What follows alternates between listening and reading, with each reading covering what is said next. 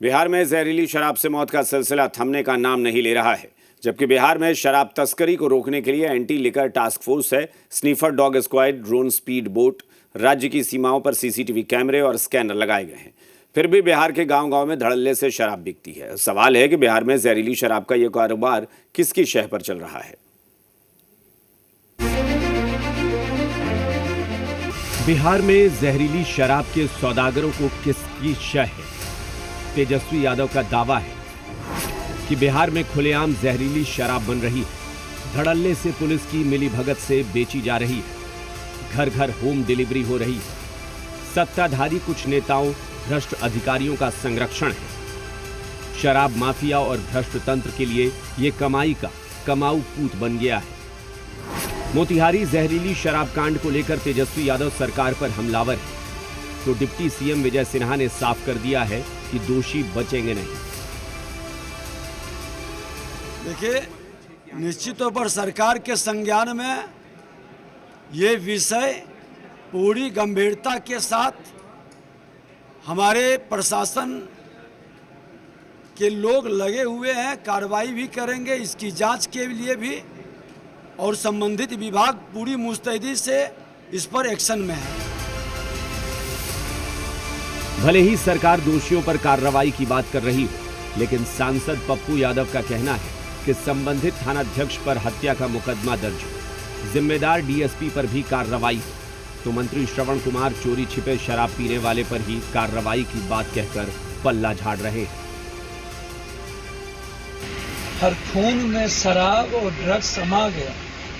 सूखा ड्रग्स का पूरा तरीके से नंगा नाच, और जहरीली शराब का तो पदाधिकारियों के द्वारा निर्मित है माफिया, और इसमें करोड़ों अरबों का खेल है।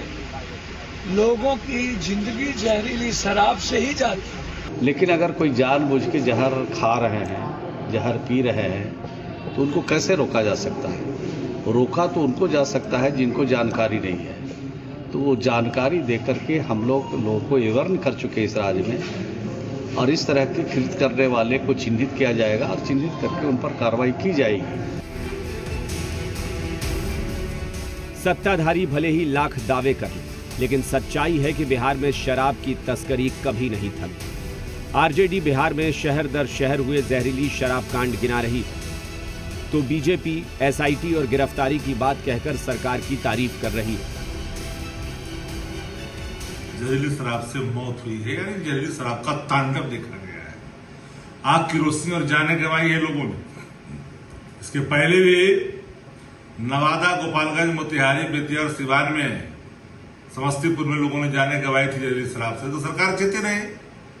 शराब बंद नहीं है, सरकार का आंख बंद है। मोतिहारी के तुर्कोलिया में हुई घटना निश्चित तौर पर दुर्भाग्यपूर्ण है। पुलिस ने एसआईटी का गठन करके त्वरित रूप से एक शराब माफिया को पकड़ने का काम किया और अन्य शराब माफियाओं की खोज जारी है। निश्चित तौर पर प्रशासन को चुनौती देने वाले ऐसे लोगों पर कड़ी कार्रवाई होगी। बिहार में लोग जहरीली शराब से बेमौत मर रहे हैं। पूरा विपक्ष शराबबंदी को नाकाम बता रहा है। प्रशासनिक लापरवाही से शराब बिक रही है, लेकिन सत्ताधारी पीने वाले पर ही बरस रहे हैं। उसको ऐसे नहीं बोलिए, बोलिए अज्ञात बीमारी से। सरकार ने जहरीली शराब से पी के कोई मरता है तो उसका नाम रखा है अज्ञात कारणों से लोग मर गए हैं। सरकार ही मानने के लिए तैयार नहीं है कि शराब पीने से, जहरीली शराब पीने से अब तक बिहार में सैकड़ों लोगों को, हजारों लोगों ने अपनी जान गंवा दी। इससे तो कॉन्शस रहना चाहिए कि जहरीली शराब नहीं पिए। अगर आप और हम ही जहर जाके अपने से आप पी लेंगे तो कोई हमको बचा सकता है? कोई इसमें लॉ एंड ऑर्डर का सवाल है।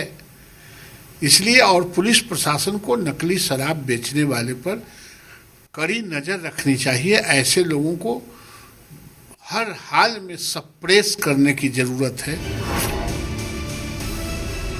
सबसे बड़ा सवाल है कि बिहार में शराब की खेप पहुंचती कैसे? कैसे जहरीली शराब लोगों को मिल रही है? क्या जहर के सौदागरों को शासन प्रशासन के लोगों की शह मिली हुई है? Bureau report.